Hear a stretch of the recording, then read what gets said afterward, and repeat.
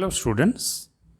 Today we are going to discuss one of the 20th century post structuralist critic, Michel Foucault. Michel Foucault was a French philosopher and historian who questioned the conventional structures of power and knowledge. And his main concern about the critical theory is that of power struggle and the relationship between power and knowledge. And as a social thinker and a culturalist, he gave importance to the influence of language, which is being employed as discourse in the modern age. And he has also tried to find out the historical progress of language from the old classical concept of language being a single referential, a multiple referential tool in 20th century. And in our recommended syllabus, we have three of his essays.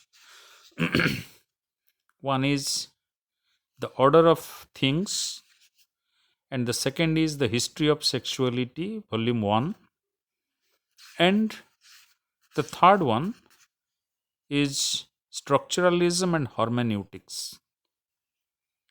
So let us begin from the first one, where he is talking directly about discourse. So, according to Foucault, discourse is a process, it is not a static condition, and it is a circulatory mechanism associated with the use of language. And he examines the progress of language from the historical times, and he is telling at the very beginning that discourse in general and scientific discourse in particular is so complex a reality that we not only can but should approach it at different levels with different methods. So he is discriminating or differentiating between discourse that is general and also the scientific discourse. And he is telling that discourse provides absolute priority to the observing subject. That means in the discourse, there is one observing subject, and that is the focus of the discourse, and it places its own point of view at the origin of all historicity. So, that particular observing subject of discourse is at the center of all circulatory mechanism of language. That means language is telling it is not a simple expression, it is not a simple representation, but it moves on and forth. It goes forward and comes back. It is a give and take between two people or maybe more people, more than one people, and about a particular object. It is not about something like you make vague sounds, hey, ho, who, he. It is not like that.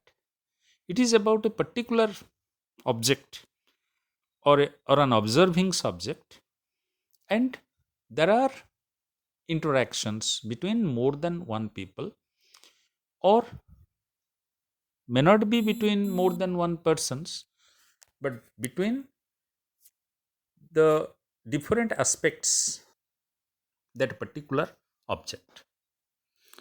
And going to the historicity, he is telling in 17th and 18th centuries, the peculiar existence and ancient solidity of language as a thing inscribed in the fabric of the world were dissolved in the functioning of representation.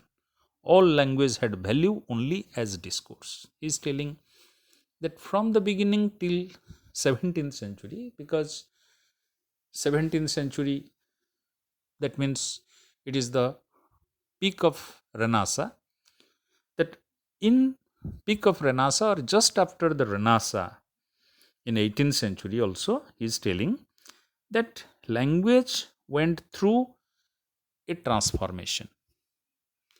And what was that transformation? The transformation, he is telling that previously the language was representing only one single meaning or point of view. It is suggesting one level of suggestiveness. But after Renaissance, it became more complicated. That means he is telling that before Renaissance, if we can take this concept as uh, I uh, I am. So after Renaissance, it became I am and I have. That means a sense of complicacy entered into the representation of language. Because you look at our Renaissance poetry, what happens? The poet is bringing in the individualism. So the moment the individualism comes, what happens? Do you think the poet is only talking about his own feelings, own love, own passion? Through himself, he is speaking about others, and which was not there previously. As a result, what happened? Language entered into a sort of discourse. That means he is not denying that previously language was not having discourse. Language was having discourse, because language is always a discourse. Why?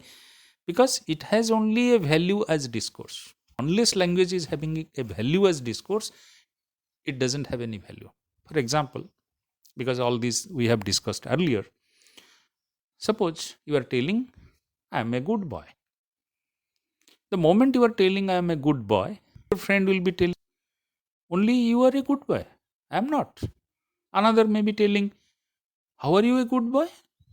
Another may be telling, you are only good boy. Are you a pure boy? So there can be so many things. So that is discourse within the language, because one sentence bringing the layered going forth and coming back interaction. But after the Renaissance, what happened? Renaissance provided more complexity to this discourse by bringing in both the individual and the universal suggestiveness. Previously, things were mostly universal. That man is mortal. That was the previous expression. But after Renaissance, what happened? Man is mortal, therefore I am. Or I am mortal, therefore mankind is. So what happens? Man is mortal, therefore I am. So man is mortal, I am also mortal. So we are bringing two layers of interaction, and it will go on. People will be telling, man is mortal. Yes, that's true. That doesn't guarantee that you will be mortal, because some of your friends may doubt, are you a man? Because sometimes we say, are you a man? So in this way, what happens? That means you may ask, am I inhuman? Am I a dwarf? Am I a giant? Whatever may be.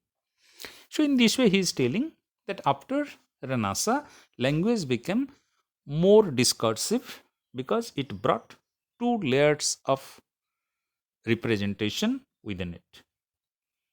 That is, he is telling by means of a reduplication, both demonstrative and decorative.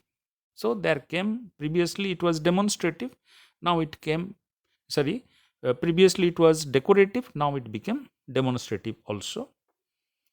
And he is telling of designating it in turn by other names that were default presence of the first name, its secondary sign, its figuration, its rhetorical panoply, means the armor of defense. The Renaissance literature, the Renaissance language, use of language, brought within it the panoply, means defense. The poet is telling that I I tell you not to go to the invitation of spring. The poet is talking to his beloved. But at the same time, the poet is giving the defense. Why you should not go to the call of the spring? Therefore, he is telling through literature, the being of language shines one more on the frontiers of Western culture. So, in this way, Western culture brought a development into the discursive power of language. Then he is telling that in both cases, one would be searching for it outside the ground in which, as regards our culture, it has never ceased for the past century and have to come into being and to imprint itself. He is telling that in this way, what happened? That in both the cases, in demonstrative and decorative capturing or representation of language, the people are searching for, the reader is searching for the outside the ground suggestiveness. So, what is there in the language and what is there beyond the language? Then he is telling that such modes of decipherment belong to a classical situation of language, the situation that predominated during the 17th century, when the organization of sign became binary and when signification was reflected in the form of the representation. For at that time, literature really was composed of a signifying element and a signified content. So, previously, in the older period, the literature was composed only on the signifying element. But now, the literature is composed with signifying element and signified content. But from the 19th century, literature began to bring language back to light once more. Page number 178 from Bibas Chaudhry's book. So he is telling that from 19th century, again literature began to bring back light once more. That means language went to further development in the format of discourse. That 17th, 18th century brought development. Language became binary in its suggestiveness, and from 19th century it became more complex in its discourse. How? He is telling that now we no longer have the primary, that absolutely initial word upon which the infinite movement of discourse was founded and by which it was limited. Henceforth, language was to grow with no point of departure, no end, and no promise. Now, what happened? That the primary, as I told you in the beginning, that language is having an observing subject. So, in 19th century, language gave off that particular importance on observing subject. Rather, language became multiple layered of discourse. During Renaissance, it became binary, having two layers, but now it became multiple layered. And it is the traversal of this futile yet fundamental space that the text of literature traces from day to day. So, what happened? Within the language, within the literature, there came new traces which the discourse wanted to find out. The discourse wanted to find. Suppose a writer, for example, is writing, is writing the hero, any name you can take for the hero, Robert. Robert looked at the morning sky and thought about his beloved Yami. Suppose this is the sentence. Now, what happened? Robert looked at the morning sky and then thought about his beloved Yami. Grammatically, the sentence is compact. You don't find any mistake in the sentence. Sentence is correct, isn't it? But do you think this is only a sentence? The question is why Robert looked at the morning sky? So the discourse begins here. Here there is no central observing subject. It is open ended. That the Robert may be thinking of something and he looked at the morning. And the moment he looked at the morning, he was reminded about his beloved Yami. That means there must be some relationship between Yami and this morning. So, what happened? The sentence left many traces, many gaps inside, for which there can be lot many interactions, lot many questions, lot many doubts, lot many explanations, isn't it? So that he is telling from 19th century, language entered into a more discursive phase where it became discursive in multiplied level, not binary level.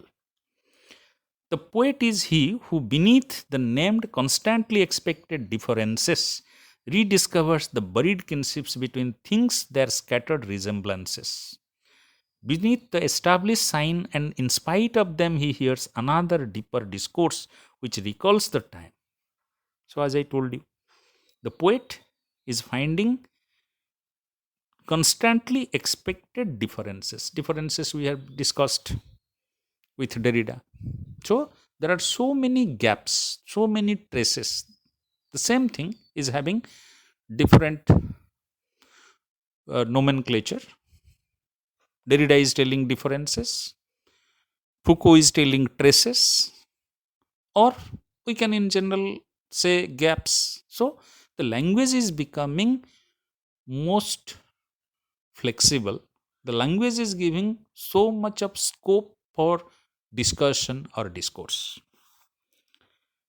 And he is telling this accounts no doubt for the confrontation of poetry and madness in modern Western culture. So, modern Western culture, modernity begins from 19th century, though particularly we ascribe it to 20th century, but modernity began from 19th century in general Europe. So he is telling that in this way, confrontation of poetry and madness in modern Western culture. So modern literature, modern culture is having the confrontation of poetry and madness. But he is telling, but this is not the madness of the old Platonic theme of inspired madness. This is not the inspired madness that Plato talked about poetry, but this is the madness of the modern spirit, the modern life. That modern man is not following everything in a synchronized linear manner. There is no justification from one to the next. Rather, there are gaps, there are differences, there are jumps, etc. Then he is telling Henceforth, the primary text is effaced, and with it, the entire inexhaustible foundation of the words whose mute being was inscribed in things, all that remains in representation. That is page 179. He is telling that from the classical age, language is deployed within representation. Language is always deployed within representation. Classical period was also the same. And duplication of itself which follows itself out. Therefore, primary text was effaced. So, when we are going for the meaning, the primary text is not there. We are trying to replace the primary text with our interactive language.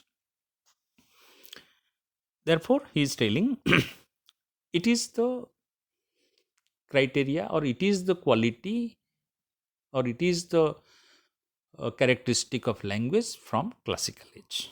But with the progress, as we had discussed, initially it was representing only at one layer or one level. After the Renaissance, it became binary. From 19th century, it became multiple layered. And he's telling when this discourse becomes in turn an object of language, it is not questioned as if it were saying something without actually saying it, as if it were a language enclosed upon itself. So he's telling, then how can you formulate the idea about discourse? So discourse means, basically he's telling, it becomes an object of language. Discourse means object of language. That means language is not having any meaning for itself. If it had any meaning, that was in the ancient period, that was in the classical period. But still then, classical period also believed that language is having some other meaning by its dislocation, by its displacement. The text is written by the writer or the poet, but as reader, we are not sticking to that. When the poet is writing that I am hearing the beautiful sound of the nightingale, so the text is removed. Our mind is going to nightingale, our mind is going to poet, our mind is going to the time. So the text is removed. In the place of the text, there are discourse that he is telling. And it is not questioned as if it were saying something without actually saying it. And discourse means that which is not questioning the text, nor it is being questioned. You can't say why you are telling all these things, as we often call in our ordinary life. Sometimes suppose you are inviting one of your friends, let us go to the theater. And suppose you are a boy and sees a girl, and that girl may mind. Of course, she may not mind, but if she minds, she will tell, why out of all you are inviting me? So you'll be telling what I said. I simply said, I have 2 tickets, let us go to theater. Look at the text. But now what happens? If there will be misunderstanding, there will be discourse between you two people.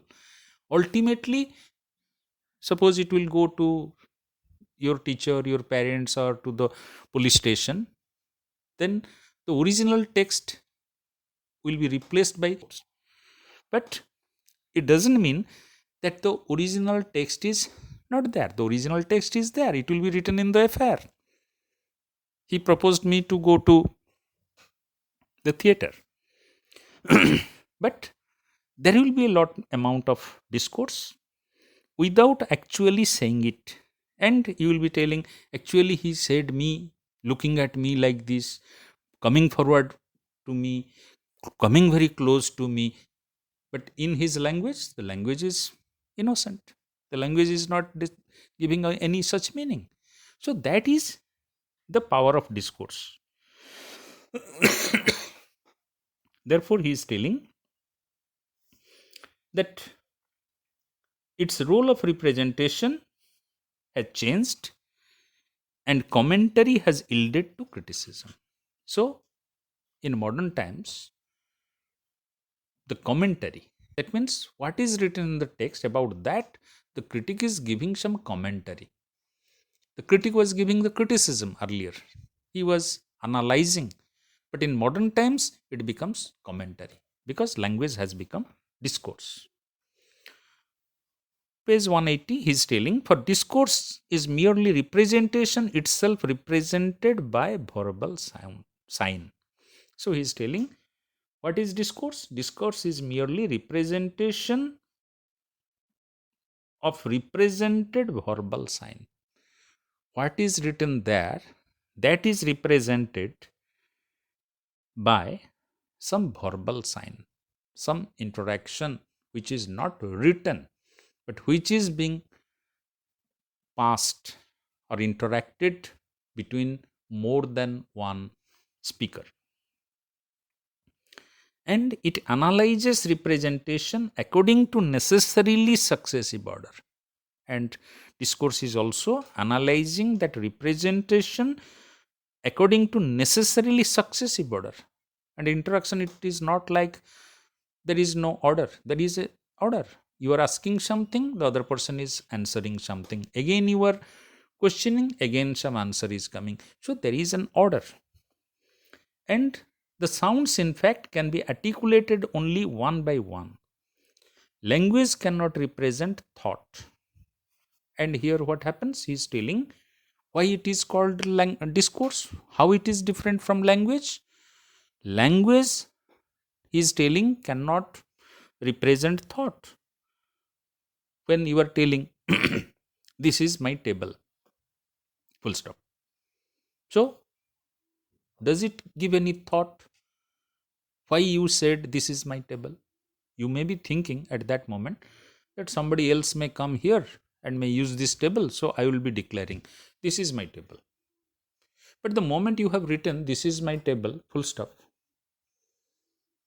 and you have written it on your table and you went away, but I went there, I saw the writing of yours, I put it aside, I started reading my book there. You came and you quarreled with me. Why, sir? Why you have occupied my table? I wrote here, no, this is. I'll be telling, yes, this is your table. Even though I am studying here, I don't dispute your ownership. So what happened? The written language is not representing any thought. So who will represent that thought? The thought will be represented through discourse. So he is telling, instantly in its totality, it is bound to arrange it part by part in a linear order. So discourse order, part by part, arrange everything. So what will happen between you and me? There will be discourse. You will be telling, no, sir, I told that this table is reserved for me. Then I will be telling you, if it was reserved, then why didn't you wrote? Why didn't you write? This is reserved. You will be telling, why should I write? I have written this table belongs to me. So what happens? Line by line, in installment, we are moving towards your thought. So finally, I may be able to realize, or you may be able to communicate to me that actually you wanted that no one should use this table. Though you don't have any work with your table, but your table should be vacant. Now you got the point. So that is the difference between language and discourse. So he is telling, now such an order is foreign to representation. It is true that thoughts succeeded one another in time, but each one forms a unit. So in discourse, what happens? The thought is gradually coming in installment, and every installment of thought is having its own unity. It is having its own complete meaning. General grammar is the study of verbal order in its relation to the simultaneity that it is its task to represent. So he is again elaborating that. He is telling that in general grammar or grammatical sentence, grammatical language, what we explain, what we express, It is the study of verbal order. Suppose you are writing, my name is Shibam. It is, that means it is a notification. Everyone will come to know you are Shibam. And it is a reaction to the simultaneity that it is tasked to represent. And it is in relation to simultaneous things that will be represented. Then you will tell, I am coming from such and such place. My father is like this. My brother is like this. I am the student of this college, this, that. So, this is the grammatical language. But discourse, understood as a sequence of verbal sign. But discourse is not like that. It is not verbal order, but it is the sequence of verbal sign, the verbal representation through sign. What is the sign? The verbal discourse is expressing your attitude, your mind. The grammatical sentence is not expressing your mind, it is only verbal order. But when you are speaking, you may not be using 10 sentences, you may be using a broken sentence, but it is expressing everything. The best example is Shakespeare's play that mm, that is not coming to my mind, the most famous play of Shakespeare, where Brutus is attacking along with all his friends, all his colleagues, the great general, and he is telling, Et tut Brutus, oh you Brutus, look at this. Oh you Brutus cannot be a sentence. It is not grammatically correct. But what it expresses so many things. It expresses the whole mind, the whole discourse. That you, Brutus, out of all my friends, you are there with the conspirators and you are coming to kill me. So, in this way, what happens? That discourse is a sequence of verbal sign. The sequence is artificial in relation to the simultaneity of representation. And this sequence is artificial. Why? Because it is not in order. It can be picked up from any point and it is expressing the mindset. It is releasing the mind gradually. And gradually you are claiming, no, no one should use my table. I am the owner and I won't allow anyone. So in this way, he is telling that is the difference between language and discourse, and he is telling that the relation can take two forms according to whether one takes into consideration the possibility of a universal language or that of a universal discourse. At once characteristic and combinative, the universal language doesn't re-establish the order of days gone by. It invents signs, a syntax, and a grammar. So, universal language do not establish order of the day. It only invents sign, a syntax, and a grammar. But for universal discourse, that too is by no means the unique text that preserves in the cipher of its secret the key to unlock all knowledge. Page number 181 is telling that universal language is this, but universal discourse is, it is not only the unique text, it goes beyond the text that preserves in its cipher the secret. The language is having so many differences, so many gaps, or so many traces, which will bring different meaning, different suggestiveness gradually. This discourse is knowledge arranged in accordance with the unique order laid down for it by its origin. Therefore, he is telling discourse is knowledge arranged in accordance with the unique order laid down for it by its origin. Its origin is what? The language of sign, or the language of sound, phonetic sound language. I am the owner of the table. And discourse is knowledge arranged in accordance. You are trying to decipher the meaning between I am the owner of the table. In between, there are so many gaps. I am. So immediately we come to realize this fellow is very egotistic. He is asserting the owner, and he considers him to be the master of the table. The existence of table depends on him. He may destroy the table or he may keep it. So in this way he is telling discourse is knowledge arranged in accordance. Now he is further telling that continuous discourse is ideology.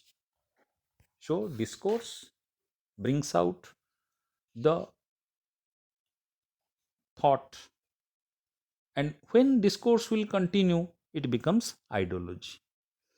A language that duplicates the spontaneous thread of knowledge along the whole of its length. It can be asked for one mark question: what is ideology? So continuous discourse is ideology, and it is a language that duplicates the spontaneous thread of knowledge. And ideology of its length. Ideology means it is a domain of knowledge coming from spontaneity, but it is recorded here, and with its whole length, the complete thing is there. Take for example, suppose the ideology of any organization, the Naxals.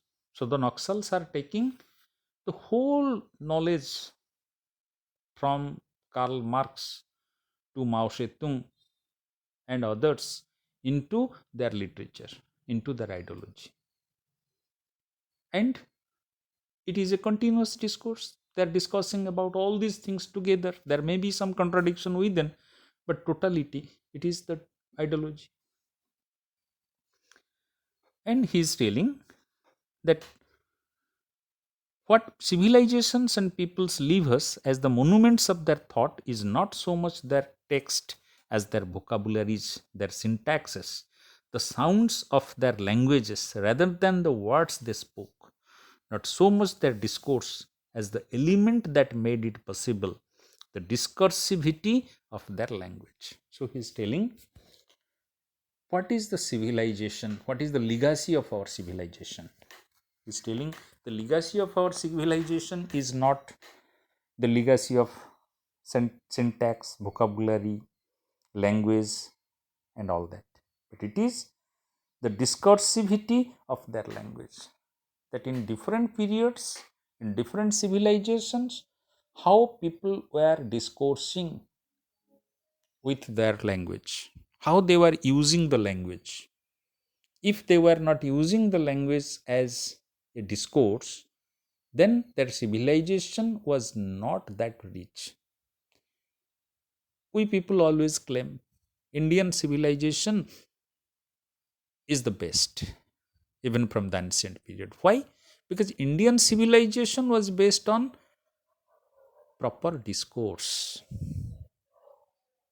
The Vedic civilization was not a recorded linguistic civilization. It was a civilization of discourse. Therefore, you can interpret it in many ways. You can bring so many ideas into it. And it is truly a democratic discourse. Everyone was having some say. In spite of some Brahminical dominance, some hijacking by the Brahmins during the Middle Ages and all that. But it is having a proper discourse. That cannot be true about the European civilization. So he is telling Since discourse is not simply a representative whole, but a duplicated representation that denotes another representation, the one that it is in fact representing general grammar must also study the way in which words designate what they say, first of all, in their primitive value. So he is telling discourse is not a simple representative whole. It is the duplicated representation that denotes another representation. Just look at another example I am giving you, that we are having Ramayana, we are having Mahabharat, we are having so many old literature. But if you go all throughout India, you will find there are several types of Ramayans. Kurtibas Ramayana, Valmiki's Ramayana, and so many. At least, as far as my knowledge goes, there are 10 to 11 types of Ramayans. There are various types of Mahabharats, there are various types of Vedic philosophies, there are various types of particular script being written differently. So, what is it? It is duplicated representation of another representation. Valmiki wrote Ramayana, but then someone else, he wrote that Ramayana with his own discourse, with his own interpretation. Then someone else took from that and he wrote another. Kalidas's Shakuntala. Even now in India, you will find at least 5 varieties of Shakuntalas are existing.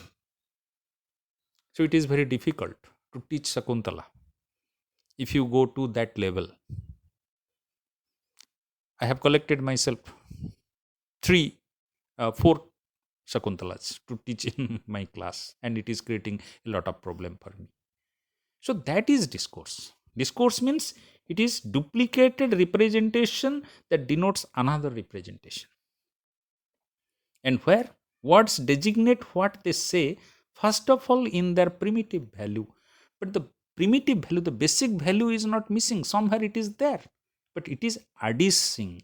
It is bringing new ideas, new values into it. Therefore, he is telling language is wholly and entirely discourse. And it is so by virtue of the singular power of a word to live across the system of sign towards being that which is signified. So, language is entirely discourse because the singular power of a word, it leaps across system of sign. That means when you write, I am the owner of the table, then the lawyer will come and will say, sir, this owner means what type of owner? There are so many types of owners. So the sign of that word is leaping, jumping out. It is creating so many layers. Then you are writing table. Then someone else will come. The carpenter will come and will say, sir, what type of table? You have not, this is not this table. This is not for study. This is meant for keeping your magazines. So, language is always going through the displacement or deconstruction, and as a result, it creates discourse. The figures through which discourse passes act as a deterrent to the name, which then arrive at the last moment to fulfill and abolish them. The name is the end of discourse. But he is telling that when we finally give a name, the naming of a discourse is the end of discourse. The moment I will say that this Ramayana, that Ramayana was written by Valmiki, so Valmiki Ramayana is the most authentic Ramayana. Then it has been named. That means what Valmiki said it is the final. So there ends the discourse. Other people cannot interpret it. Whatever Balmiki said, that is final. That is the end of discourse. What happens now in our country? Why we are so intolerant? Because we are afraid of discoursing. We are telling no. Whatever is written is written. Whatever Bhagavad Gita has written, Quran has written, or whatever has written has written. So how it could be? Everything must go for discourse. And when it will go for discourse, it will bring adaptability. It will accommodate the place and time. It will accommodate the culture. So if it is not for humanity, then for whom it is written? So he is telling the name is the end of discourse. The figures through which discourse passes act as a deterrent to the name, which then arrives at the last moment to fulfill and abolish them. The name is the end of discourse, and possibly all classical literature resides in this space. So he is telling classical literature is having this problem. Why? Because in classical literature, we are aligning it to a particular name. That Homer's Iliad. So Homer's Iliad is an Iliad which is fixed. It cannot grow. So this Iliad cannot be appreciated by people in 21st century.